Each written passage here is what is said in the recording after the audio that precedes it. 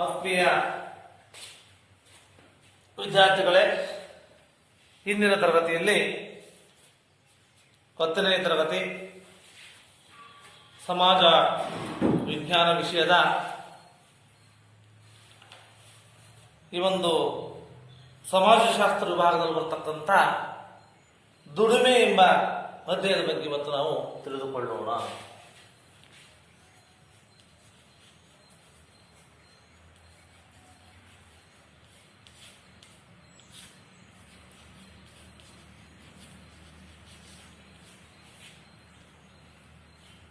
ಈ ಒಂದು ಅಧ್ಯಾಯದಲ್ಲಿ ಅಧ್ಯಯನ ಮಾಡ್ತಕ್ಕಂಥ ಪ್ರಮುಖ ವಿಷಯಗಳು ಅಂತಂದ್ರೆ ಈ ಒಂದು ಶ್ರಮ ವಿಭಜನೆ, ಮತ್ತೆ ಉದ್ಯೋಗ ಮತ್ತು ದುಡಿಮೆಯಲ್ಲಿ ಅಸಮಾನತೆ ಮತ್ತು ಭೇದ ಭಾವ ಎಂಬ ಅಂಶಗಳು, ಮತ್ತು ಸಂಭಾವನೆ ಸಹಿತ ದುಡಿಮೆ, ಸಂಭಾವನೆ ರಹಿತ ದುಡಿಮೆಯ ಬಗ್ಗೆ, ಮತ್ತೆ ಸಂಘಟಿತ ಮತ್ತು ಅಸಂಘಟಿತ ವಲಯಗಳ ಒಂದು ದುಡಿಮೆಗಾರರ ಬಗ್ಗೆ, ಮತ್ತೆ ಅಸಂಘಟಿತ ದುಡಿಮೆಗಾರರ ಅವರ ಸವಾಲುಗಳೇನು, ಅಸಂಘಟಿತ ದುಡಿಮೆಗಾರರು ಏನೇನು ಸಮಸ್ಯೆಗಳು ಎದುರಿಸ್ತಾ ಇದ್ದಾರೆ ಎಂತಕ್ಕಂಥ ಅಂಶಗಳ ಬಗ್ಗೆ ಇವತ್ತು ನಾವು ತಿಳಿದುಕೊಳ್ಳೋಣ. ಅದರ ಪ್ರಮುಖವಾಗಿ ಮೊದಲಾಗಿ ಬರ್ತಕ್ಕಂಥ ಶ್ರಮ ವಿಭಜನೆ.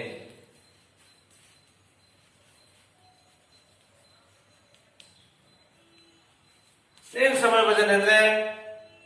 ಶ್ರಮ ವಿಭಜನೆ ಅಂದ್ರೆ ಕುರಿತು ಪ್ಲೇಟೋರವರು, ಯಾರು? ಪ್ಲೇಟೋ.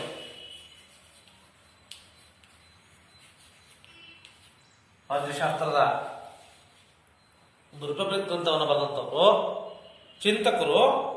ಅವ್ರು ಹೇಳ್ತಾರೆ, ದಿ ರಿಪಬ್ಲಿಕ್ ಎಂಬತಕ್ಕಂಥ ಪುಸ್ತಕದಲ್ಲಿ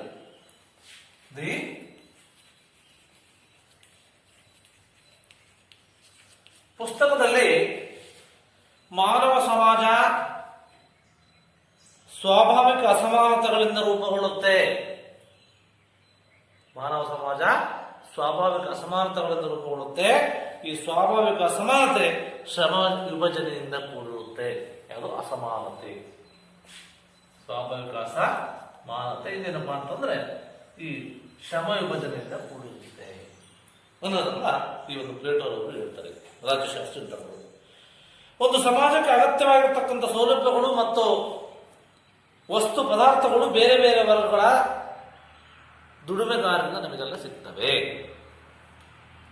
ದುಡಿತಕ್ಕಂಥ ಜನರು ಪೂರೈಸ್ತಾರೆ ಅಂತೇಳಿ ಪ್ಲೇಟೋ ಅವರು ಹೇಳಿದರು. ಉದಾಹರಣೆ, ನಮ್ಮ ಸಮಾಜಕ್ಕೆ ಅಗತ್ಯವಾಗಿರ್ತಕ್ಕಂಥ ಆಹಾರ ಪದಾರ್ಥಗಳನ್ನು ಯಾರು ಕೊಡ್ತಾರೆ? ರೈತರು ಬೆಳೀತಾರೆ, ರೈತರು ಬೇಕು. ಬಟ್ಟೆ ನೇಯಲಿಕ್ಕೆ ಯಾರು ಬೇಕು? ನೇಕಾರರು ಬೇಕು. ಅದನ್ನು ಹೊಲಿಲಿಕ್ಕೆ ಯಾರು ಬೇಕು? ಹೊಲಿಗೆ ದರ್ಜಿ ಬೇಕು. ಶ್ರಮ ವಿಭಜನೆ ಸಮಾಜದ ಆರ್ಥಿಕ, ಸಾಮಾಜಿಕ, ರಾಜಕೀಯ ಅಗತ್ಯತೆಗಳಿಗೆ ಬೇಕಾಗುತ್ತೆ. ರಾಜಕೀಯ ಅಗತ್ಯತೆಗಳು ಬೇಕಾಗುತ್ತೆ. ಆದ್ದರಿಂದ ಶ್ರಮ ವಿಭಜನೆ ಶೋಷಣೆಯಲ್ಲಿ ಆಯಾಮ ಇರಬಾರದು. ಆದರೆ ಶೋಷಣೆಯನ್ನು ಮಾಡ್ತಕ್ಕಂಥದ್ದಲ್ಲ. ಅದೇನು ಮಾಡಬೇಕು? ಸಮಾನತೆಯಿಂದ ಇರತಕ್ಕಂಥದ್ದಾದ್ರೆ ಮಾತ್ರ ಸಾಧ್ಯ ಅಂತೇಳಿ ಈ ಶ್ರಮ ವಿಭಜನೆಯಲ್ಲಿ ಹೇಳ್ತಾರೆ. ನಂತರ ಕಾರ್ಲ್ ಮಾರ್ಕ್ಸ್ ಅವರು, ಇವರು ಸಮಾಜಶಾಸ್ತ್ರದ ಚಿಂತಕರು. ಕಾರ್ಲ್ ಮಾರ್ಕ್ಸ್ ಇವರು ಸಮಾಜಶಾಸ್ತ್ರದ ಚಿಂತಕರು. ಇವರು ಹೇಳ್ತಾರೆ, ಇವರು ಚರ್ಚೆ ಮಾಡ್ತಾ ಶ್ರಮ ವಿಭಜನೆ ಕಡಿಮೆ ಕೌಶಲ್ಯವಿರ್ತಕ್ಕಂಥ ಕೆಲಸಗಾರರನ್ನ ನಿರ್ಮಾಣ ಮಾಡುತ್ತೆ. ಕಡಿಮೆ ಕೌಶಲ್ಯ ಅಥವಾ ಸ್ಕಿಲ್ ಇರ್ತಕ್ಕಂಥವ್ರನ್ನ ನಿರ್ಮಾಣ ಮಾಡುತ್ತೆ ಎಂದು ಹೇಳ್ತಾರೆ. ಅವರು ಶ್ರಮ ವಿಭಜನೆ, ಆರ್ಥಿಕ ಶ್ರಮ ವಿಭಜನೆ ಮತ್ತು ಸಾಮಾಜಿಕ ಶ್ರಮ ವಿಭಜನೆ ಅಂತ ಎರಡು ವಿಭಾಗ ಮಾಡ್ತಾರೆ. ಆರ್ಥಿಕ ಶ್ರಮ ವಿಭಜನೆ ಮತ್ತೆ ಇನ್ನೊಂದು ಸಾಮಾಜಿಕ ಶ್ರಮ ವಿಭಜನೆ.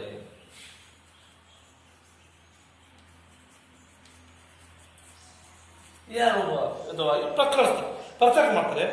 ಆರ್ಥಿಕ ಶ್ರಮ ವಿಭಜನೆ ತಾಂತ್ರಿಕ ಅಂಶಗಳ ಜೊತೆಗೆ ಕಾರ್ಮಿಕ ಸಹಕಾರದಿಂದ ಕೂಡಿರುತ್ತೆ, ಕಾರ್ಮಿಕ ಸಹ ಹೆಚ್ಚಾಗಿ ನಡೆಯುತ್ತೆ ಎಂದು ಹೇಳ್ತಾರೆ. ಸಾಮಾಜಿಕ ಶ್ರಮ ವಿಭಜನೆ ವರ್ಗ ಇರಬಹುದು, ಸ್ಥಾನ ಇರಬಹುದು, ಅಥವಾ ಏಣಿ ಶ್ರೇಣಿ ವ್ಯವಸ್ಥೆ ಸಮಾಜದ ಸರ್ಕಾರಕ್ಕೆ ಸಂಬಂಧಪಟ್ಟಂಥದ್ದು. ಶ್ರೇಣಿಯ ಮೂಲಕ ಸಮಾಜಕ್ಕೆ ನಿಯಂತ್ರಣವನ್ನು ಸಾಧಿಸುತ್ತದೆ. ಸಮಾಜಕ್ಕೆ ನಿಯಂತ್ರಣವನ್ನು ಸಾಧಿಸುವುದರ ಮೂಲಕ ಅಂತೇಳಿ ಇವತ್ತು ಕಾರ್ಲ್ ಮಾರ್ಕ್ಸ್ ರವರು ಹೇಳ್ತಾರೆ. ಕೈಗಾರಿಕಾ ಸಮಾಜಕ್ಕಿಂತ ವಿಭಿನ್ನವಾಗಿರ್ತಕ್ಕಂಥ ಶ್ರಮ ವಿಭಜನೆಯನ್ನ ಕೈಗಾರಿಕಾ ನಂತರ ಸಮಾಜದಲ್ಲಿ ನಾವು ಕಾಣ್ತೇವೆ. ಯಾವ ರೀತಿ ಅಂದ್ರೆ ಇಂದಿನ ಸಮಾಜ ಅಥವಾ ಡಿಜಿಟಲ್ ಸಮಾಜ ಅಂತ ಕರಿತೀವಲ್ವಾ, ಈ ಸಮಾಜ ಡಿಜಿಟಲ್ ಗ್ರೂಪ್ ಅಂತ ಕರಿತೀವಿ.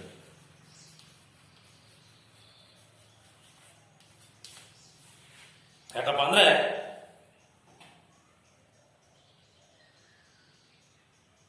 ಸಮಾಜದಲ್ಲಿ ಶ್ರಮ ವಿಭಜನೆ ಪ್ರಕಾರಗಳು ಗಣಕಯಂತ್ರಗಳ ಮೂಲಕವಾಗಿ ರೂಪಾಂತರಗೊಂಡಿದ್ದಾವೆ. ಉದಾಹರಣೆ ಮಾಹಿತಿ ತಂತ್ರಜ್ಞಾನ ಆಧಾರಿತ ನೆಟ್ವರ್ಕ್ ಸೊಸೈಟಿಗಳಲ್ಲಿ ವ್ಯಕ್ತಿಗಳು ಶ್ರಮ ವಿಭಜನೆಯ ಆಧಾರದಲ್ಲಿ ನಮ್ಮ ದೇಹಕ್ಕೆ ಅನೌಕ್ಯಕರವಾಗಿ ಇವತ್ತೇನು ಶ್ರಮ ಆಧಾರದ ವಿಶೇಷ ಪರಿಣಿತಿ ಪಡೆದುಕೊಂಡು ಕೆಲಸ ಮಾಡ್ತಿರ್ತಕ್ಕಂಥ ನಾವು ಇವತ್ತು ನೋಡ್ತಾ ಇದ್ದೀವಿ ಅಲ್ವಾ, ಮಾಹಿತಿ ತಂತ್ರಜ್ಞಾನ ಯುಗದಲ್ಲಿ. ಇವತ್ತು ಉದಾಹರಣೆ, ನಮ್ಮ ದೇಹ ಅನಾರೋಗ್ಯಕ್ಕೆ ತುತ್ತಾದರೆ ನಮ್ಮ ದೇಹದಲ್ಲಿರ್ತಕ್ಕಂಥ ಅಂಗಾಂಗವನ್ನ ಪರೀಕ್ಷಿಸಲಿಕ್ಕೆ ಇರಬಹುದಾದಂತಹ ದೈಹಿಕ ವ್ಯತ್ಯಾಸಗಳನ್ನು ತಿಳಿಯಲಿಕ್ಕೆ ನಾವು ಏನ್ ಮಾಡ್ತೀವಿ, ವೈದ್ಯರನ್ನು ಸಂಪರ್ಕ ಮಾಡ್ತೀವಿ. ಹಾಗೆ ವಿವಿಧ ಕ್ಷೇತ್ರಗಳಲ್ಲಿ ಸಹ ಪರಿಣಿತಿ ಪಡೆದಂತಹ ವಿಚಿತ್ರವಾದ ಸ್ವರೂಪ ಪಡೆದಂತಹ ಆದಾಯಗೊಳಿಸತಕ್ಕಂಥದ್ದೇ ವಿಶೇಷ ಪರಿಣಿತಿಗೆ ಆದ್ಯತೆ ಇದೆ. ವಿಶೇಷ ಪರಿಣಿತಿ ಏನಪ್ಪ ಅಂದ್ರೆ ವಿವಿಧ ಕ್ಷೇತ್ರಗಳಲ್ಲಿ ಏನ್ ಮಾಡ್ತಪ್ಪ ಅಂದ್ರೆ ಪರಿಣಿತಿಯನ್ನು ಪಡೆದಿರ್ತಾರೆ. ವೈದ್ಯಕೀಯ ವೃತ್ತಿ ಅಥವಾ ವಕೀಲ ವೃತ್ತಿ ಇರ್ಬೋದು, ಹಿಂದಿನ ವೃತ್ತಿ ಇರ್ಬೋದು, ಇವೆಲ್ಲ ಅವರೇ ಪಡೆದಿರ್ತಕ್ಕಂಥ ಪ್ರಮುಖವಾಗಿರ್ತಕ್ಕಂಥ ಕೆಲವು ಈ ಒಂದು ವಿಶೇಷ ಪರಿಣಿತಿ ಅಂತ ಕರೀತಿರೋದನ್ನ. ಹೀಗೆ ಶ್ರಮ ವಿಭಜನೆ ವಿಶೇಷ ಪರಿಣಿತಿಗೆ ಕಾರಣವಾಗುತ್ತೆ ಅಂತ. ಯಾವುದಕ್ಕೆ? ವಿಶೇಷ ಪರಿಣಿತಿಗೆ.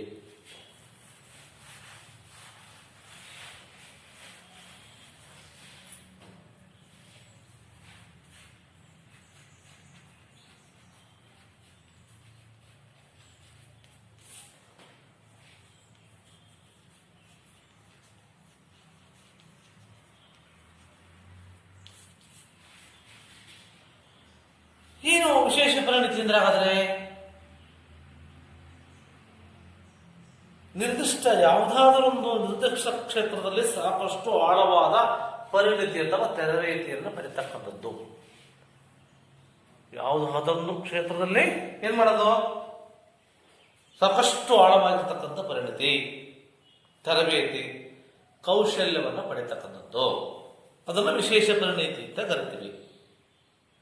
ಶ್ರಮ ವಿಭಜನೆ ಇಂದು ಜನರು ವಿವಿಧ ಕ್ಷೇತ್ರಗಳಲ್ಲಿ ಪರಿಶ್ರಮಿಸಿ ಮಾಡ್ತಿದ್ದಾರೆ, ಆರ್ಥಿಕ ಲಾಭವನ್ನ ಪಡೆಯಲಿಕ್ಕೆ ಇವತ್ತು ಸಹಾಯಕವಾಗ್ತಾ ಇದೆ. ಆರ್ಥಿಕ ಹಿತಾಸಕ್ತಿ ಮತ್ತು ಶ್ರಮ ವಿಭಜನೆಯಿಂದ ಏನಾಗ್ತಾ ಇದೆ, ಅರ್ಥವ್ಯವಸ್ಥೆ ಸೃಷ್ಟಿಗೊಂಡಿತು. ಶ್ರಮ ವಿಭಜನೆ ವಿಶಾಲವಾಗಿರ್ತಕ್ಕಂಥ ಸ್ವರೂಪವನ್ನು ಪಡೆದಿದೆ. ಹಾಗಾಗಿ ಈ ಒಂದು ಪಡೆದರಿಂದ ಎಲ್ಲಾ ವಲಯಗಳಲ್ಲಿ ವ್ಯಾಪಾರ ಮತ್ತು ವಾಣಿಜ್ಯೋದ್ಯಮಿಗಳು ವಿಸ್ತಾರಗೊಳ್ಳುತ್ತವೆ ಅಂತ. ವ್ಯಾಪಾರ ಮತ್ತು ವಾಣಿಜ್ಯೋದ್ಯಮಿಗಳು ವಿಸ್ತಾರಗೊಳ್ಳುತ್ತವೆ. ಇದರ ಪರಿಣಾಮವಾಗಿ ಕೆಲವು ವ್ಯಕ್ತಿಗಳು ಏನ್ ಮಾಡ್ತಾರೆ, ಬಂಡವಾಳವನ್ನ ತೊಡಗಿಸಿಕೊಂಡು ಹೆಚ್ಚು ಲಾಭವನ್ನ ಮಾಡ್ಕೊಳ್ತಕ್ಕಂಥದ್ದನ್ನ ನಾವಿವತ್ತು ಅದು ಕಾಣ್ತಾ ಇದ್ದೀವಿ. ಅದರ ಪ್ರಮುಖವಾಗಿ ಶ್ರಮ ವಿಭಜನೆಯನ್ನು ನಾವು ಈ ಒಂದು ಯಾವ ರೀತಿ ಕರಿಬಹುದು ಅಂತಂದ್ರೆ ಸರ್,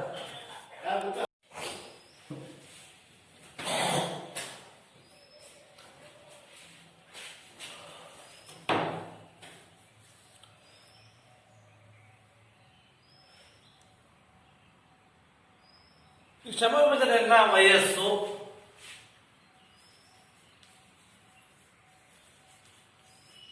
ಒಂದು ಚಿತ್ರ ಸಹಾಯಕ ತಿಳಿಸ್ಬೋದು ನಾವು. ಆಮೇಲೆ ಸಾಮರ್ಥ್ಯ ಏನಿದೆ,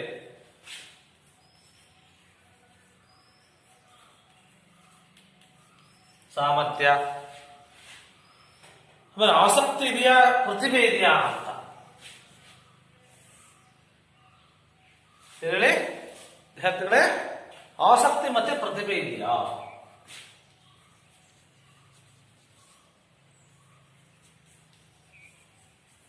ಪ್ರತಿಭೆ ಇದೆಯಾ? ಮತ್ತೆ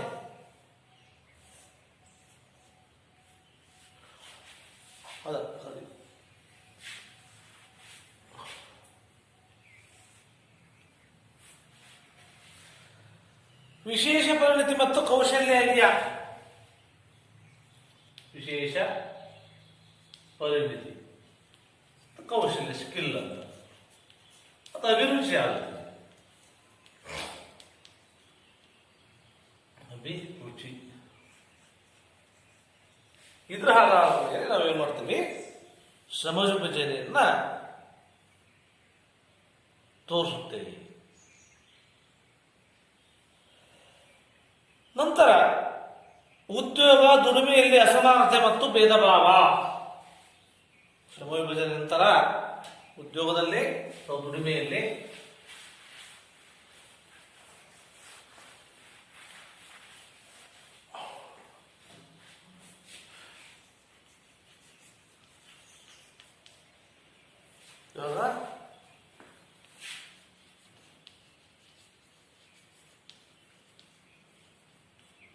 ದುಡಿಮೆಯಲ್ಲಿ ಅಸಮಾನತೆ ಮತ್ತು ಭೇದ ಭಾವ.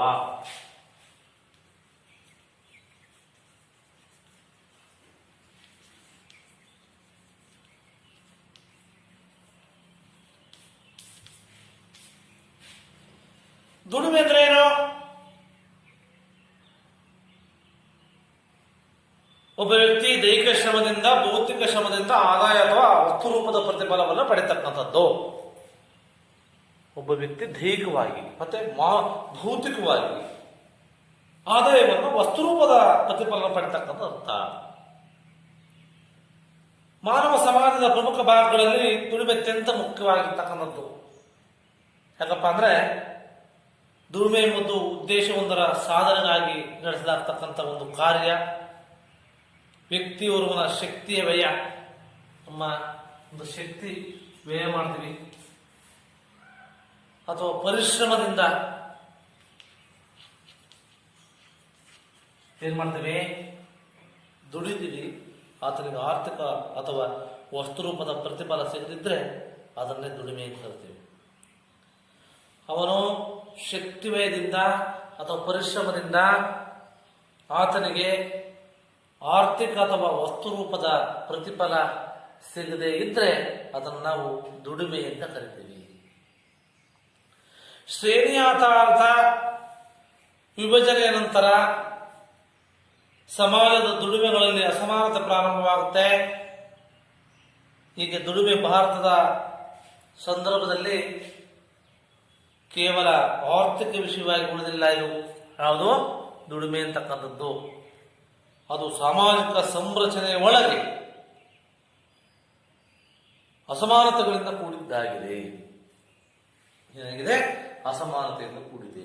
ಯಾಕಪ್ಪ ಅಂತಂದ್ರೆ ಭಾರತದಲ್ಲಿ ದುಡಿಮೆಗೆ ಆದಾಯದ ಜೊತೆಗೆ ಜಾತಿ, ಪ್ರದೇಶ, ಲಿಂಗ ಮತ್ತೆ ಧರ್ಮ ಸೇರಿಕೊಂಡು ದುಡಿಮೆಗಳಿಗೆ ಅನೇಕ ಅಸಮಾನತೆಗಳು, ಆ ಜಾತಿಯಂತೆ, ಈ ಜಾತಿಯಂತೆ, ಆ ಧರ್ಮಂತೆ, ಈ ಧರ್ಮಂತೆ, ಇವೆಲ್ಲ ಏನಾಗಿದೆಯಪ್ಪ ಅಂತಂದ್ರೆ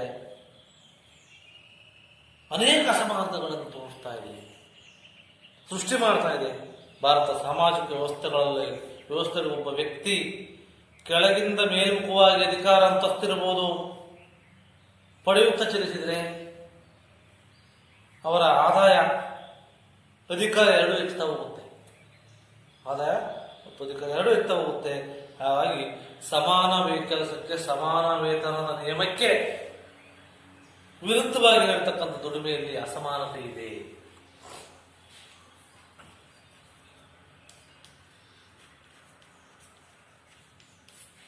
ಅಸಮಾನತೆಯನ್ನು ಕಾಣ್ತೀವಿ ನಾವು. ಇಬ್ಬರು ವ್ಯಕ್ತಿಗಳು ಒಂದೇ ಕೆಲಸವನ್ನ ಒಂದೇ ಸಮಯದಲ್ಲಿ ಮಾಡಿದಾಗ ಒಬ್ಬರಿಗೆ ಹೆಚ್ಚು ವೇತನ, ಒಬ್ಬರು ಕಡಿಮೆ ವೇತನವನ್ನು ನೀಡುವುದನ್ನ ದುಡಿಮೆಯಲ್ಲಿನ ಭೇದ ಭಾವ. ಇಬ್ಬರಪ್ಪ ಒಂದು ಕೆಲಸ ಮಾಡ್ತಾ ಇದ್ದೀವಿ, ಆ ಕೆಲಸವನ್ನ ಒಂದೇ ಸಮಯದಲ್ಲಿ ಒಂದೇ ಟೈಮಿಗೆ ನಾವು ಏನು ಮಾಡ್ತೀವಿ, ಮುಗಿಸ್ಬಿಡ್ತೀವಿ. ಆದರೆ ಒಬ್ಬ ಜಾಸ್ತಿ ಒಬ್ಬ ಕಡಿಮೆ ವೇತನವನ್ನು ಕೊಟ್ಟರೆ ಅದನ್ನೇನು ಕರಿತೀವಿ, ಭೇದ ಭಾವ, ಅಸಮಾನತೆ, ದುಡಿಮೆಯಲ್ಲಿ ಅಸಮಾನತೆ, ಭೇದ ಭಾವ ಅಥವಾ ದುಡಿಮೆಯಲ್ಲಿ ಅಸಮಾನತೆ ಅಂತ ಕರಿತೀವಿ. ಅದಕ್ಕೆ ಆದರೆ ಮಹಿಳೆ ಮತ್ತು ಪುರುಷರಿಬ್ಬರು ಒಂದೇ ದುಡಿಮೆಯಲ್ಲಿ ತೊಡಗಿದ್ರು ಅವರಿಗೆ ದೊರಕತಕ್ಕಂಥ ಸಂಬಳ, ವೇತನ ಸಮಾನವಾಗಿರುವುದಿಲ್ಲ. ಯಾಕೆ ಅಂದ್ರೆ ಭಾರತದಲ್ಲಿ ಪುರುಷರಿಗೆ ಉತ್ತಮ ಸ್ವರೂಪದ ಉದ್ಯೋಗಗಳನ್ನು ನೀಡಲಾಗ್ತಾ ಇದೆ, ಹಾಗೆ ಹೆಚ್ಚಿನ ಸಂಭಾವನೆಗಳನ್ನು ನೀಡಲಾಗ್ತಾ ಇದೆ.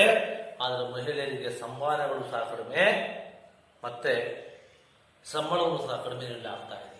ಇದೇನಪ್ಪ ಅಂತಂದ್ರೆ ಉದ್ಯೋಗದಲ್ಲಿ ನಾವು ಅಸಮಾನತೆಯನ್ನು ತೋರಿಸುತ್ತೆ, ಸಮಾನತೆ ಇಲ್ಲ ಅಂತಕ್ಕಂಥದ್ದು ತೋರಿಸುತ್ತೆ.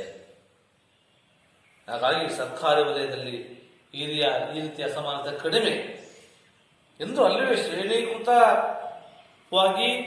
ದುಡಿಮೆಯಲ್ಲಿರ್ತಕ್ಕಂಥ ಅಸಮಾನತೆಯನ್ನು ನಾವು ಕಾಣ್ತೇವೆ. ಆದರೂ ಸಹ ದುಡಿಮೆ ಕಾಣಬಹುದಾದ್ರೆ ಸರ್ಕಾರೇತರ ಕಂಪನಿಗಳಲ್ಲಿ ಮತ್ತೆ ಈ ಒಂದು ಕಾರ್ಪೊರೇಟ್ ವಲಯಗಳಲ್ಲಿ ಒಬ್ಬ ಉದ್ಯೋಗಿ ಸಂಭಾವನೆ ಮತ್ತೊಬ್ಬರಿಗೆ ತಿಳಿಯುವುದಿರುವುದಿಲ್ಲ. ಹೌದಾ? ಉತ್ತಮ. ಖಾಸಗಿ ಕಂಪನಿಗಳಿಗೆ ಹೋಗ್ಬಿಟ್ರೆ ಒಬ್ಬ ಉದ್ಯೋಗಿ ಏನು ಮಾಡ್ತಾನೆ, ಇನ್ನೊಬ್ಬ ಉದ್ಯೋಗಿ ಏನು ಮಾಡ್ತಾನೆ, ಅವ್ರಿಗೆ ಗೊತ್ತಾಗೋದಿಲ್ಲ, ಮಾಹಿತಿ ತಿಳಿದಿರುವುದಿಲ್ಲ. ದುಡಿಮೆ ವಲಯದಲ್ಲಿನ ಅಸಮಾನತೆ ಅಸಂಘಟಿತ ವಲಯಗಳ ಕಣ್ಣಿಗೆ ಕಾಣ್ತಾ ಇದೆ ಇವತ್ತು. ಯಾಕಪ್ಪ ಅಂತಂದ್ರೆ ಕೃಷಿ ವಲಯದ ನಂತರ ದುಡಿಮೆಯ ಲಿಂಗ, ವಯಸ್ಸು, ಸಾಮರ್ಥ್ಯಗಳ ಆಧಾರದ ಮೇಲೆ ಇವತ್ತು ಕೆಲಸ ಕಾರ್ಯಗಳನ್ನು ಅಸಮಾನ ರೀತಿಯಲ್ಲಿ ಹಂಚಿಯಾಗ್ತಾ ಇದೆ. ಇಲ್ಲಿ ಮಹಿಳೆಯರಿಗೆ ದೊರಕತಕ್ಕಂಥ ಸಮಾನ ಸಂಭಾವನೆಗಳನ್ನು, ಪ್ರಶ್ನೆಗಳನ್ನು ಗೌಣವಾಗಿರ್ತದೆ. ಅದು ಉದಾಹರಣೆ, ಕೃಷಿ ಕುಟುಂಬಗಳಲ್ಲಿ ಹೆಚ್ಚಿನ ಕೃಷಿ ಚಟುವಟಿಕೆಗಳು ನಡೀತಾ ಇರ್ತವೆ ಅಂತ ತಿಳ್ಕೊಂಡ ವಿದ್ಯಾರ್ಥಿಗಳು.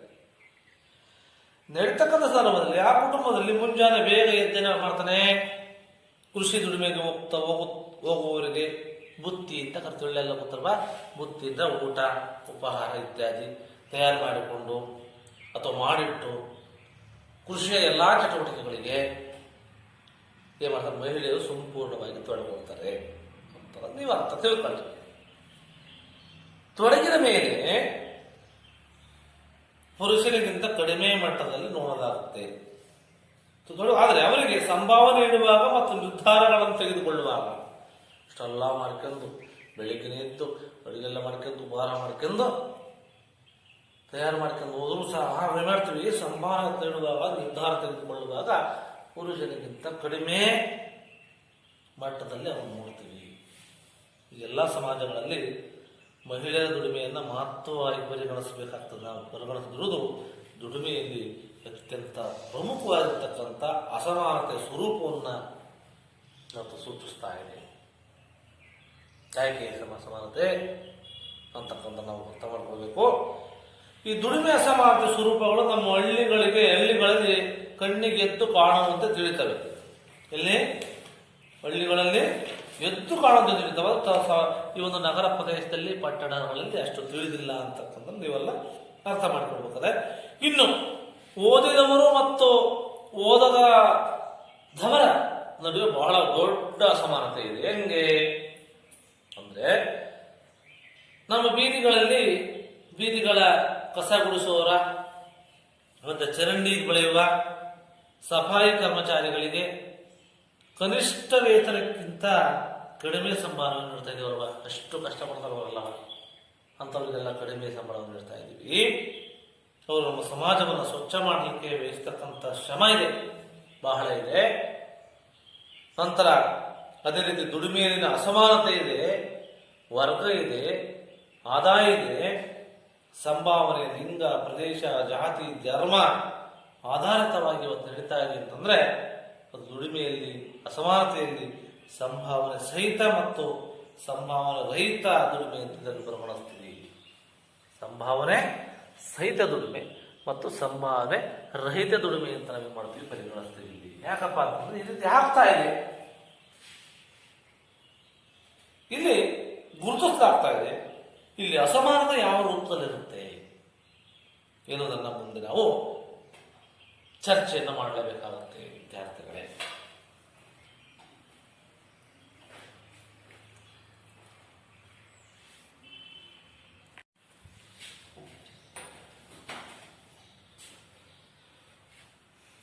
ಇಲ್ಲಿ ಅಸಮಾನತೆ ರೂಪವನ್ನ ಅವನು ಚರ್ಚೆ ಮಾಡ್ತಾ ಹೋದ್ರೆ ವಿದ್ಯಾರ್ಥಿಗಳೇ, ಅದರಲ್ಲಿ ಪ್ರಮುಖವಾಗಿ ಸಂಭಾವನೆ ರಹಿತ ಮತ್ತು ಸಂಭಾವನೆ ಸಹಿತ ದುಡಿಮೆ. ಸಂಭಾವನೆ ರಹಿತ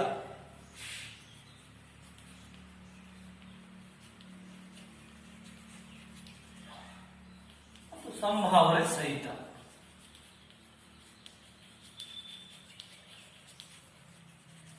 ಸಹಿತ ದುಡಿಮೆ ಅಂತ ನಾವು ಎರಡು ಏನ್ ಮಾಡ್ತೀವಿ,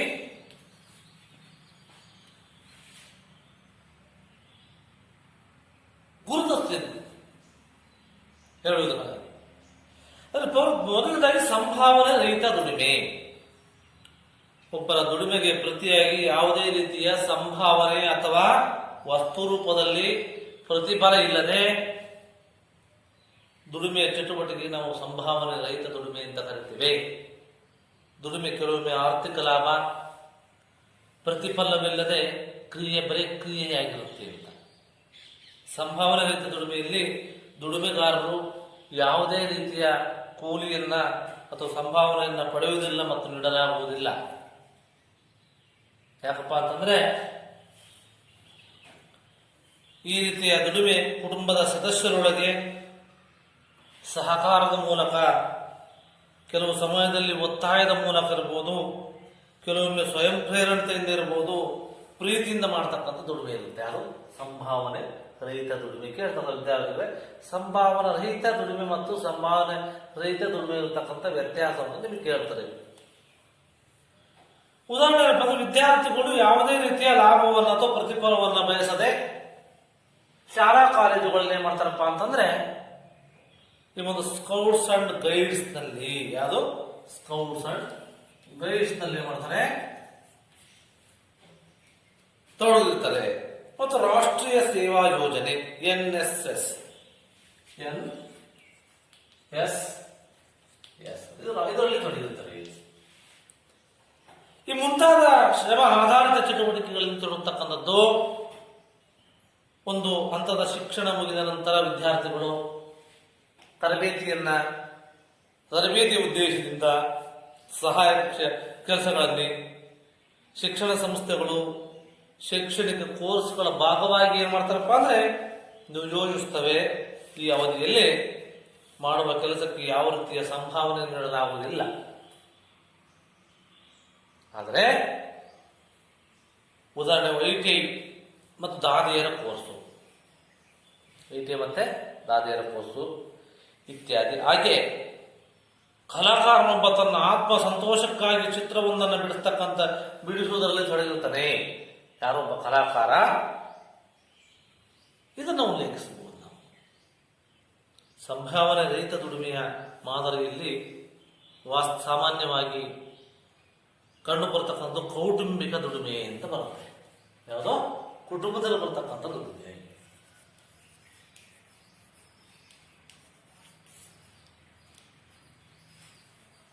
ಈ ಸಾಮಾನ್ಯವಾಗಿ ಹೆಚ್ಚಿನ ಹೊರೆ ಬೀಳ್ತಕ್ಕಂಥ ಮಹಿಳೆಯರ ಮೇಲೆ. ಎಲ್ಲಿ? ಕೌಟುಂಬಿಕದಲ್ಲಿ. ಹೆಂಗೆ? ಸಂಭಾವನೆ ರಹಿತ ಮಹಿಳಾ ಕೌಟುಂಬಿಕ ದುಡಿಮೆ ಸ್ತ್ರೀವಾದಿ ಅರ್ಥಶಾಸ್ತ್ರದಲ್ಲಿ ಹೆಚ್ಚು ಚರ್ಚೆ ಒಳಗಾಗಿರ್ತಕ್ಕಂಥ ವಿಷಯ.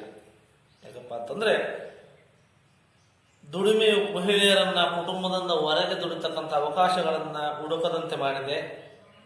ಇಂದು ಮಹಿಳೆಯರು ಕುಟುಂಬದೊಳಗೆ ದುಡಿಮೆಗಾರರಂತೆ ಮಾಡಿದೆ. ಮಹಿಳೆ ತನ್ನ ಕುಟುಂಬದ ಮತ್ತು ತನ್ನ ಜೀವನದ ಸಂಗಾತಿಯ ದುಡಿಮೆಯಲ್ಲಿ ಔಪಚಾರಿಕವಾಗಿ ಭಾಗವಹಿಸಿದರೂ ಸಹ ಅಥವಾ ಅವರ ದುಡಿಮೆ ಬೆಂಬಲವಾಗಿ ನಿಂತರೂ ಅದು ಅರೆಕಾಲಿಕ ದುಡಿಮೆ ಅಂತ ಪರಿಗಣಿಸ್ತೀವಿ ನಾವು. ಏನಂತ? ಅರೆಕಾಲಿಕ ದುಡಿಮೆ.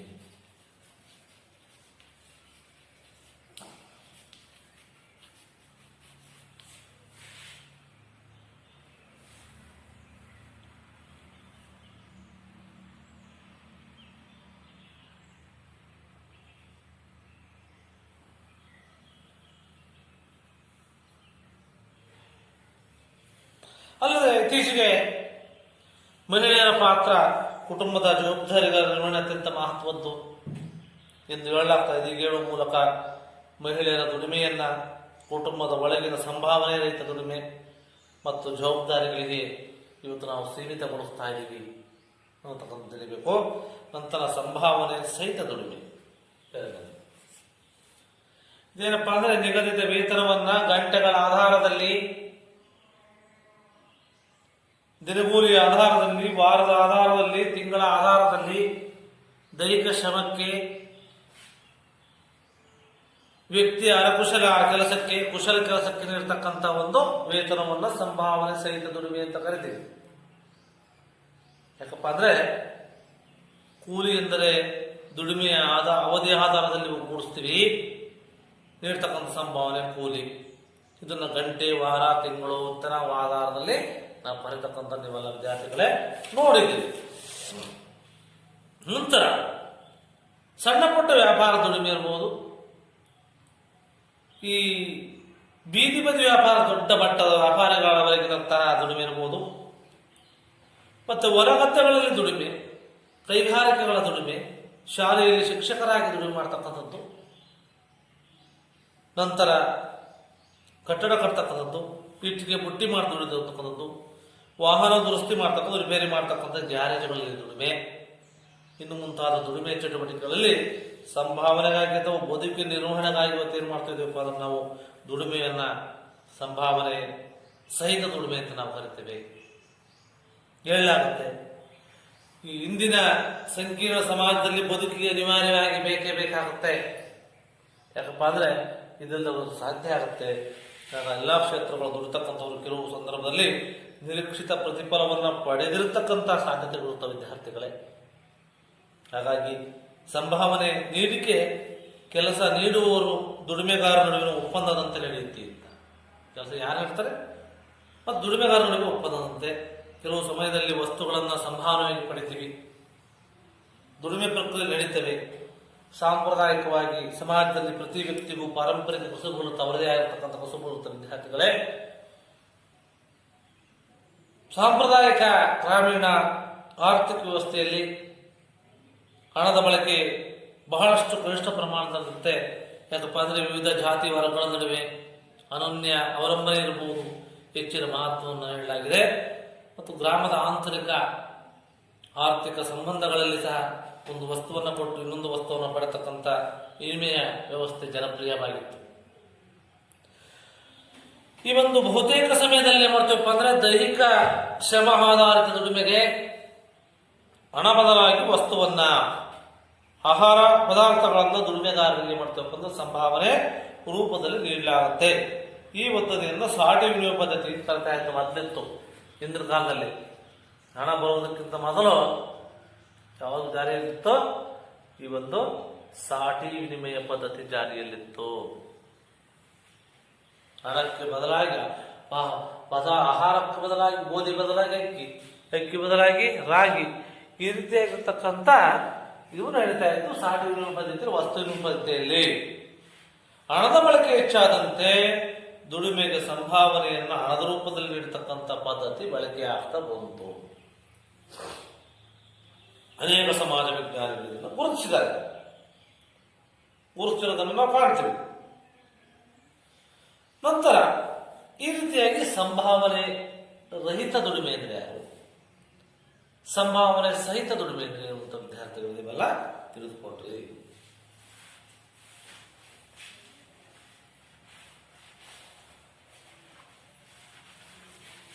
ನಂತರ ಸಂಘಟಿತ ಅಸಂಘಟಿತ ವಲಯಗಳ ದುಡಿಮೆಗಾರರು.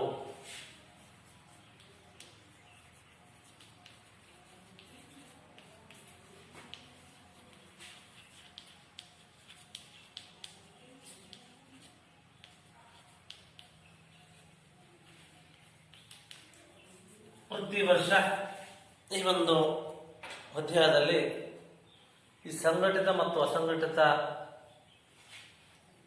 ವಲಯದ ದುಡಿಮೆಗಾರರು ಇರತಕ್ಕಂಥ ವ್ಯತ್ಯಾಸವನ್ನು ವಿದ್ಯಾರ್ಥಿಗಳಿಗೆ ಕೇಳ್ತಾ ಇರ್ತಾರೆ.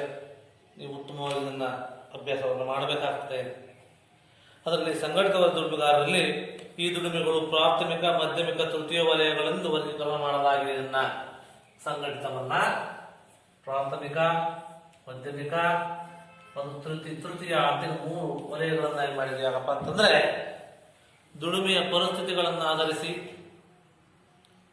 ದುಡಿಮೆಯ ವಲಯಗಳಲ್ಲಿ ದೊರೆತಕ್ಕಂಥ ಸೌಲಭ್ಯಗಳ ಆಧಾರದಲ್ಲಿ ಸಂಘಟಿತ ಮತ್ತು ಅಸಂಘಟಿತ ದುಡಿಮೆ ವಲಯ ಅಂತ ನಾವು ವರ್ಗೀಕರಣ ಮಾಡಿದ್ದೀವಿ. ಈ ವಲಯದಲ್ಲಿ ಸರ್ಕಾರದಲ್ಲಿ ನೋಂದಣಿಯಾಗಿರ್ತಕ್ಕಂಥ ಕಾನೂನು ಚೌಕಟ್ಟಿನೊಳಗೆ ದುಡಿತಕ್ಕಂಥ ಕಾರ್ಮಿಕರಿಗೆ ನಿಗದಿತ ವೇತನ, ಕಾನೂನಿನ ಚೌಕಟ್ಟಿನಿರ್ತಾರೆ. ಇಲ್ಲಿ ಸಂಘಟಿತ ವಲಯದಲ್ಲಿ ದುಡಿತಕ್ಕಂಥವ್ರು ಅವ್ರಿಗೆ ನಿಗದಿತವಾಗಿರ್ತಕ್ಕಂಥ ವೇತನ ಇರುತ್ತೆ. ಉದ್ಯೋಗದಲ್ಲಿ ಭರವಸೆ ಇರುತ್ತೆ, ವೇತನ ಇರುತ್ತೆ. ಉದ್ಯೋಗದಲ್ಲಿ ಭರವಸೆ ಇರುತ್ತೆ.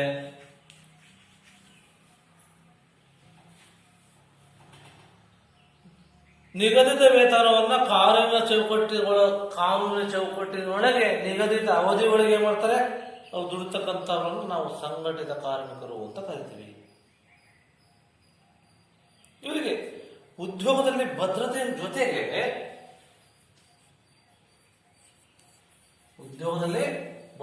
ಜೊತೆಗೆ ಏನ್ ಸಿಗುತ್ತಪ್ಪ ಅಂತಂದ್ರೆ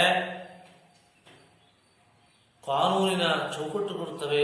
ಅವುಗಳಲ್ಲಿ ಕನಿಷ್ಠ ವೇತನ ಕಾಯಿದೆ, ಯಾವುದು ಕನಿಷ್ಠ ವೇತನ ಕಾಯಿದೆ.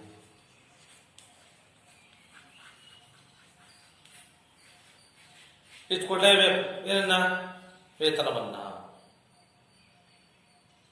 ನಂತರ ಕಾರ್ಖಾನೆಗಳ ಕಾಯ್ದೆ, ವಿಶೇಷ ಭತ್ಯೆಗಳ ಕಾಯ್ದೆ, ಇವೊಂದು PF ಅಂತ ಬರುತ್ತೆ, PF ಪ್ರಾವಿಡೆಂಟ್ ಫಂಡ್ ಅಂತ.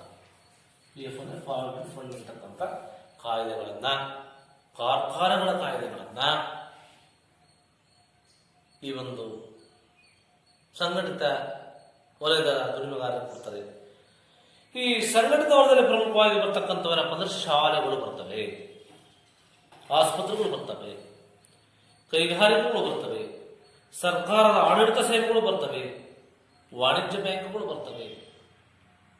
ನಂತರ ಜೀವ ವಿಮಾ ಕಂಪನಿಗಳು, ಸೈನ್ಯ, ಸಂಘಟಿತ ದುಡಿಯುವ ವಲಯವನ್ನು ಪ್ರಾರಂಭಿಸುವಾಗ ಸರ್ಕಾರ ಮತ್ತು ಕಾನೂನಿನ ಅನುಮತಿ ಕಡ್ಡಾಯ. ಈ ವಲಯದಲ್ಲಿ ಸರ್ಕಾರ ನಿಗದಿಪಡಿಸಿದಂತಹ ತೆರಿಗೆಯನ್ನ ಪಾವತಿಸಬೇಕಾಗುತ್ತೆ, ಕಡ್ಡಾಯ. ಈ ವಲಯದಲ್ಲಿ ದುಡಿತಕ್ಕಂಥ ಕಾರ್ಮಿಕರ ವರ್ಗಕ್ಕೆ ಉದ್ಯೋಗದ ಭದ್ರತೆ ಇರುತ್ತೆ, ಉದ್ಯೋಗದ ಭದ್ರ ಇರುತ್ತೆ.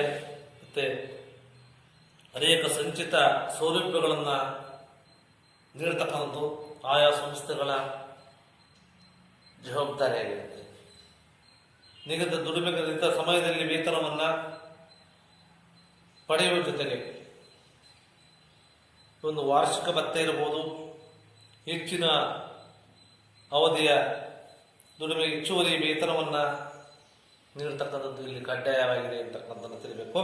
ಒಟ್ಟಾರೆ ಈ ವಲಯದಲ್ಲಿ ಉದ್ಯೋಗದ ನಿಯಮಗಳು ನಿಗದಿಯಾಗಿರುತ್ತವೆ. ಅಲ್ಲದೆ ಕಾರ್ಮಿಕರು ಮತ್ತು ಉದ್ಯಮಿಗಳ ನಡುವೆ ಕಾನೂನಾತ್ಮಕವಾಗಿ ನಿಗದಿಪಡಿಸತಕ್ಕಂಥ ಸಂಬಂಧವನ್ನು ನಾವು ವಿದ್ಯಾರ್ಥಿಗಳು ಇಲ್ಲಿ ಕಾಣ್ತೇವೆ ನಾವು ಅನ್ನೋದಾಗಿ ತಿಳಿಬೇಕು. ನಂತರ ಬರ್ತಕ್ಕಂಥ ಅಸಂಘಟಿತ ವಲಯಗಳ ದುಡಿಮೆಗಾರರು.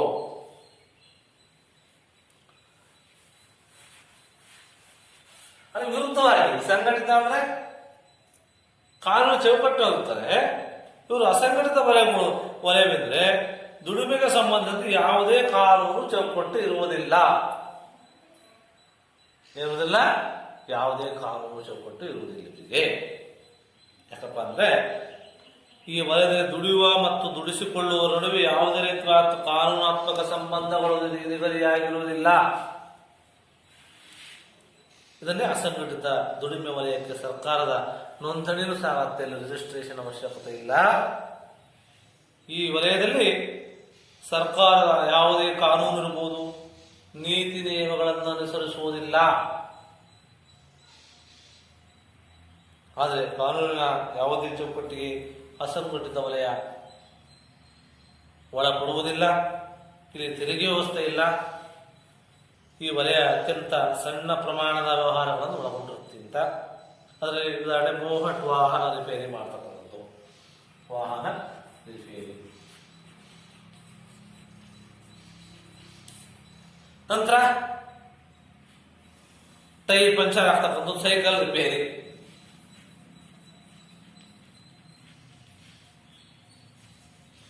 ಟೈರ್ ಪಂಚರ್ ಆಗ್ತಕ್ಕಂಥದ್ದು. ನಂತರ ಚಿಕ್ಕ ಪುಟ್ಟ ದುಡಿಮೆ ವಲಯಗಳು ಅಸಂಘಟಿತ ದುಡಿಮೆ ವಲಯಕ್ಕೆ ಸೇರ್ತವೆ. ಇಲ್ಲಿ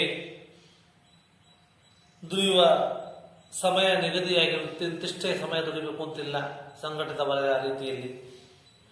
ಇದಕ್ಕಿಂತಲೂ ಮುಖ್ಯವಾಗಿ ಹಗಲು ರಾತ್ರಿ ರಜೆ ದಿನಗಳು ಸೇರಿದಂತೆ ಎಲ್ಲಾ ದಿನಗಳಲ್ಲೂ ಈ ವಲಯದಲ್ಲಿ ದುಡಿತಕ್ಕಂಥ ದುಡಿಮೆಗಳು ದುಡಿತಿರ್ತಾರೆ ಯಾವಾಗಲೂ ಅಂತಕ್ಕಂಥದ್ದು.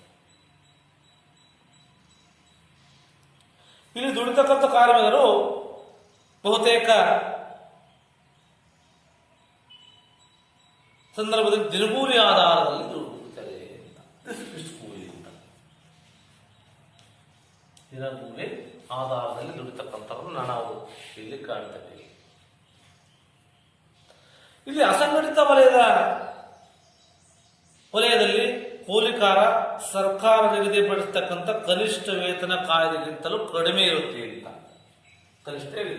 ಕನಿಷ್ಠ ವೇತನ ಕಾಯ್ದೆ ಇರುತ್ತೆ ಎಲ್ಲಿ? ಸಂಘಟಿತ ವಲಯದಲ್ಲಿ. ಆದರೆ ಅಸಂಘಟಿತ ವಲಯದಲ್ಲಿ ಯಾವುದೇ ಒಂದು ಕನಿಷ್ಠ ವೇತನ ಇಲ್ಲರೂ ಸಹ ದುಡಿತಕ್ಕಂಥದ್ದನ್ನು ನಾವು ಕಾಣ್ತೀವಿ. ಅಸಂಘಟಿತ ವಲಯದ ಕಾರ್ಮಿಕರಿಗೆ ವೈದ್ಯಕೀಯ ಸೌಲಭ್ಯಗಳು ಇರುವುದಿಲ್ಲ, ವಿಶೇಷ ಭತ್ಯೆಗಳಾಗಲಿ ಇರುವುದಿಲ್ಲ. ಇಲ್ಲಿ ದುಡಿಯುವವರು ಬದುಕಿಗೆ ಪ್ರತಿದಿನವೂ ದೈಹಿಕ ಶ್ರಮವನ್ನು ಪಡಲೇಬೇಕು. ಇವರ ದುಡಿಮೆಗೆ ರಜೆ ಇರುವುದಿಲ್ಲ. ಈ ವಲಯಗಳಲ್ಲಿ ದುಡಿತಕ್ಕಂಥ ಪ್ರಮುಖ ಅಸಂಘಟಿತ ಗುಂಪುಗಳೆಂದರೆ ಕಟ್ಟಡ ಕಾರ್ಮಿಕರು ಇರ್ಬೋದು, ರಸ್ತೆ ಬದಿ ದುಡಿತಕ್ಕಂಥವರು, ಲಾರಿ ಮತ್ತು ವ್ಯಾಗನ್ಗಳಲ್ಲಿ ಸರಕು ಸಾಮಾನುಗಳನ್ನು ತುಂಬಿಸುವ ಮತ್ತು ಇಳಿಸುವ ಕೆಲಸ ಮಾಡ್ತಕ್ಕಂಥವರು, ಇಟ್ಟಿಗೆ ಬಟ್ಟಿಗಳಲ್ಲಿ ದುಡಿತಕ್ಕಂಥವರು, ನಂತರ ಭೂರಹಿತ ಕೃಷಿ ಕಾರ್ಮಿಕರು, ಅತಿ ಸಣ್ಣ ರೈತರು, ಆಮೇಲೆ ಬೆಳೆ ಹಂಚಿಕೆಯಲ್ಲಿ ಆಧಾರದಲ್ಲಿ ಕೃಷಿ ಮಾಡ್ತಕ್ಕಂಥವ್ರು ಇರ್ಬೋದು, ಮೀನುಗಾರರು ಇರ್ಬೋದು, ಬೀಡಿ ಕಾರ್ಮಿಕರಿರ್ಬೋದು, ಗಣಿಗಾರಿಕೆಯಲ್ಲಿ ದುಡಿತಕ್ಕಂಥ ಪ್ರಮುಖವಾಗಿ ಬರ್ತಕ್ಕಂಥದ್ದು ಗಣಿಗಾರಿಕೆಯಲ್ಲಿ ದುಡಿತಕ್ಕಂಥವ್ರು.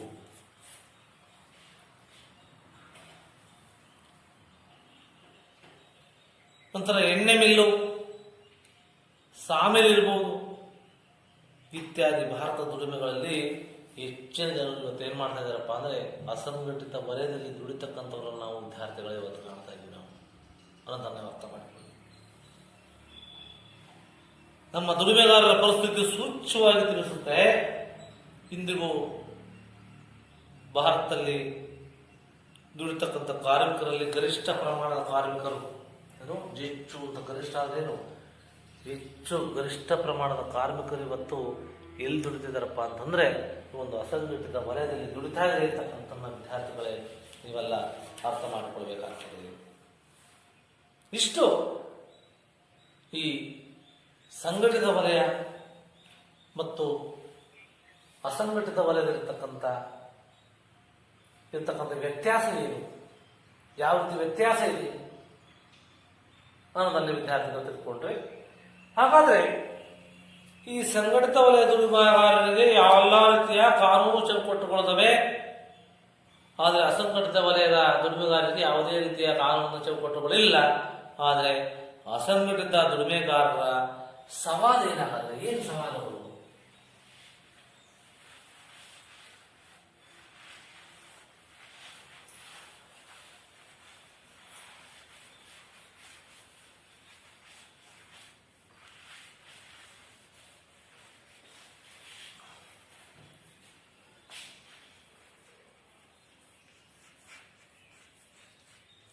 ಅಸಂಘಟಿತ ದುಡಿಮೆಗಾರರ ಸವಾಲುಗಳೇನಾದರೆ, ಇಲ್ಲಿ ಅಸಂಘಟಿತ ವಲಯಗಳಲ್ಲಿ ದುಡಿತಕ್ಕಂಥವ್ರು ಅನೇಕ ಸಾಮಾಜಿಕ ಆರ್ಥಿಕ ಸವಾಲುಗಳನ್ನು ಇವತ್ತು ಎದುರಿಸ್ತಾ ಇದ್ದಾರೆ.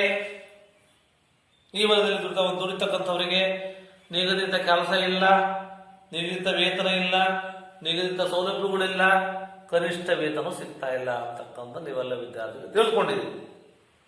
ಅದ್ರ ಪ್ರಕಾರವಾಗಿ ಇವತ್ತು ಅವ್ರು ಏನು ಸವಾಲುಗಳನ್ನು ಎದುರಿಸ್ತಾ ಇದ್ದಾರೆ ಅಂದ್ರೆ ವಲಸೆಯ ಸಮಸ್ಯೆಯನ್ನು ಎದುರಿಸ್ತಾ ಇದ್ದಾರೆ. ವಲಸೆಯ ಸಮಸ್ಯೆ, ವಲಸೆ ಅಸಂಘಟಿತ ವಲಯದಲ್ಲಿರ್ತಕ್ಕಂಥ ಜನರ ದುಡಿಮೆ ಕುರಿತು ಸಂಶೋಧನೆ ಮಾಡಿರ್ತಕ್ಕಂಥ ಪುಟ್ ಲೂಜರ್ಸ್ ಅಂತಕ್ಕಂಥ ಪುಸ್ತಕದಲ್ಲಿ ಏನ್ ಹೇಳುತ್ತಪ್ಪ ಅಂತಂದ್ರೆ,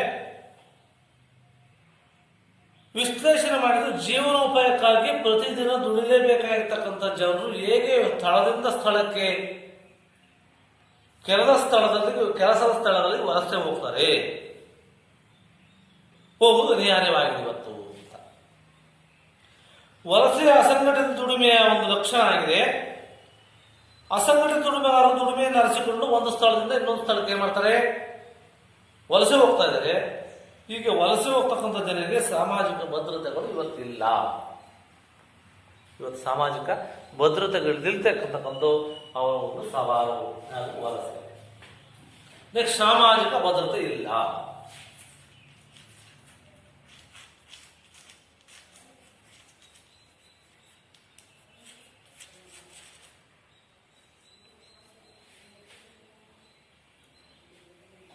ಅಸಂಘಟಿತ ವಲಯದ ದುಡಿಮೆಗಾರರು ಸಾಮಾಜಿಕ ಭದ್ರತೆಯನ್ನು ಇವತ್ತು ಎದುರಿಸ್ತಾ ಇದ್ದಾರೆ. ಸಾಮಾಜಿಕ ಭದ್ರತೆ ಅಂದ್ರೆ ಮಾನವರಿಗೆ ಬದುಕಲು ಅಗತ್ಯವಾಗಿ ಬೇಕಾಗಿರ್ತಕ್ಕಂಥ ಮೂಲ ಸೌಲಭ್ಯಗಳು, ವಸತಿ, ಆರೋಗ್ಯ, ಕುಡಿಯುವ ನೀರು, ದುಡಿತಕ್ಕಂಥ ಸಮಾನ ಅವಕಾಶಗಳಿಲ್ಲ, ಸಮಾನತೆ ಇಲ್ಲ, ಸಾರ್ವಜನಿಕವಾಗಿ ಸಾಮುದಾಯಿಕವಾಗಿ ಒದಗಿಸಿಕೊಡುವುದು ಸಾಮಾಜಿಕ ಭದ್ರತೆ ಅಂತ ಅನಿಸ್ತೀವಿ.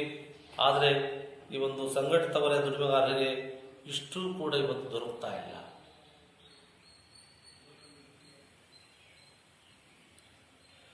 ನಂತರ ಕಾನೂನು ಚೌಕಟ್ಟು ಸಹ ಇಲ್ಲ ಇವರಿಗೆ.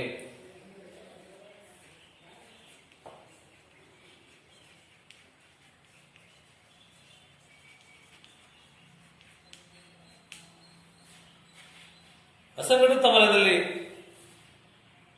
ದುಡಿತಕ್ಕಂಥವರಿಗೆ ಅನೇಕ ಕಾನೂನಾತ್ಮಕ ಚೌಕಟ್ಟುಗಳು ಅನುಭವಿಸುವುದಿಲ್ಲ. ಉದಾಹರಣೆ, ನಿಗದಿತ ಸಮಯದ ದುಡಿಮೆಗೆ ನಿಗದಿತ ಖಾತರಿಯಲ್ಲಿ ಕನಿಷ್ಠ ವೇತನವಿಲ್ಲ.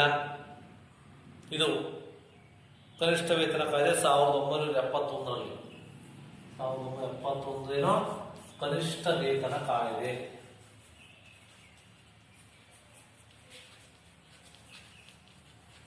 ಕಾಯ್ದೆಯನ್ನು ಜಾರಿಗೆ ತಂದು ಈ ಕೂಲಿಯ ಸಂಘಟಿತ ವಲಯದಲ್ಲಿ ದುಡಿತಕ್ಕಂಥವರಿಗೆ ದೊರಕ್ತಾ ಇಲ್ಲ. ಜಾರಿಗೆ ತಂದರೂ ಸಹ ಇಲ್ಲದೆ ಪ್ರಾವಿಡೆಂಟ್ ಫಂಡ್ ಅಂತ PF ಅಂತ ಹೇಳ್ತೀವಿ, ಇದು ಸಹ ದೊರೆತಾ ಇಲ್ಲ. ಇತ್ಯಾದ ಯಾವುದೇ ಕಾನೂನಾತ್ಮಕ ಬೆಂಬಲಗಳು ಅಸಂಘಟಿತ ವಲಯದಲ್ಲಿ ದುಡಿತಕ್ಕಂಥವರಿಗೆ ಇಲ್ಲ.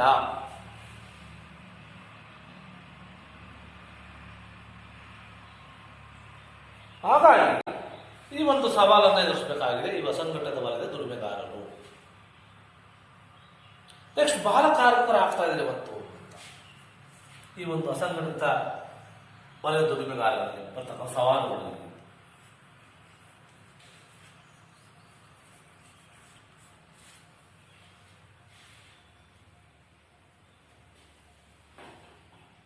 ಈ ಅಸಂಘಟಿತ ವಲಯದಲ್ಲಿ ಅರೆಕುಶಲ, ದೈಹಿಕ ಶ್ರಮ,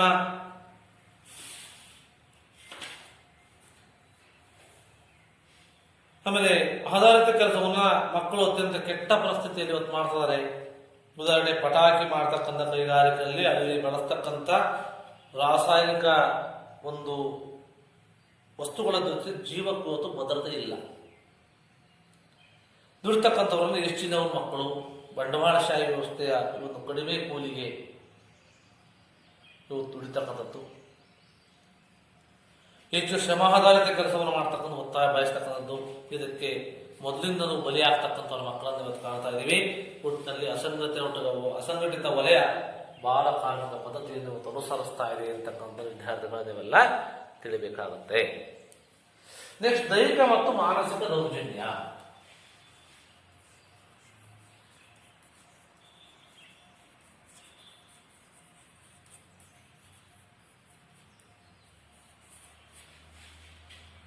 ಅಸಂಘಟಿತ ವಲಯಗಳಲ್ಲಿ ಮನೆ ಕೆಲಸಗಾರರಾಗಿ ದುಡಿತಕ್ಕಂಥವ್ರು ಬಹುತೇಕ ಮಹಿಳೆಯರೇ ಜಾಸ್ತಿ.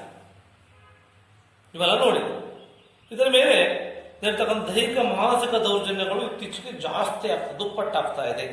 ಭಾರತ ಗ್ರಾಮೀಣ ಪ್ರದೇಶದಲ್ಲಿ 2014-15 ಗ್ರಾಮೀಣ ಅಭಿವೃದ್ಧಿ ವರದಿ ಪ್ರಕಾರ 77% ಹೆಣ್ಣು ಮಕ್ಕಳು ಇವತ್ತು ಅಸಂಘಟಿತ ವಲಯದಲ್ಲಿ ದುಡಿತಾ ಇದ್ದಾರೆ ಅಂತ. ಎಷ್ಟು? 77% ಹೆಣ್ಮಕ್ಳು ಅಸಂಘಟಿತ ವಲಯದಲ್ಲಿ ದುಡಿತಾ ಇದ್ದಾರೆ. ಇವತ್ತು ಜೀವನೋಪಾಯಕ್ಕಾಗಿ ದುಡಿಲೇಬೇಕಾಗಿರ್ತಕ್ಕಂಥ ಅಸಹಾಯ ಮಾಡಿಯವರು ಮತ್ತು ಹೆಣ್ಣು ಮಕ್ಕಳ ಮೇಲೆ ಇವತ್ತು ಲೈಂಗಿಕ ಕಿರುಕುಳ ಆಗ್ತಾ ಇದೆ. ಜೊತೆಗೆ ಹಲವು ಕಿರುಕುಳಗಳನ್ನು ಇರತಕ್ಕಂಥ ವರದಿಗಳು ಇವತ್ತು ನಿತ್ಯವೂ ನಮಗೆ ಕಳಿಸ್ತಾ ಇದೆ. ಹೀಗೆ ಅಸಂಘಟಿತ ವಲಯದಲ್ಲಿ ಕಾರ್ಮಿಕರು ಎಲ್ಲಾ ಸವಾಲುಗಳನ್ನ ಎದುರಿಸ್ತಾ ಇದೆ ಅಂತಕ್ಕಂಥ ವಿದ್ಯಾರ್ಥಿಗಳ ನೀವೆಲ್ಲ ಅರ್ಥ ಮಾಡ್ಕೊಳ್ಬೇಕಾಗತ್ತೆ.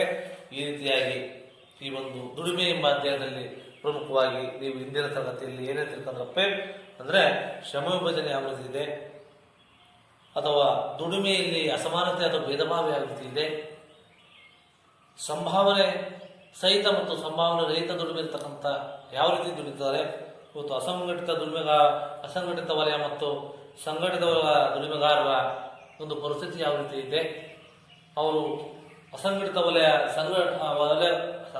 ವಲಯದ ದುಡಿಮೆಗಾರರು ಯಾವ್ಯಾವ ಸವಾಲನ್ನು ಎದುರಿಸ್ತಾ ಇದ್ದಾರೆ ಅಂತಕ್ಕಂಥ ವಿದ್ಯಾರ್ಥಿಗಳಿಗೆ ನೀವು ಎಲ್ಲರೂ ಅಧ್ಯಯನ ಮಾಡಿದ್ದೀರಿ. ಎಲ್ಲರಿಗೂ ಧನ್ಯವಾದಗಳು.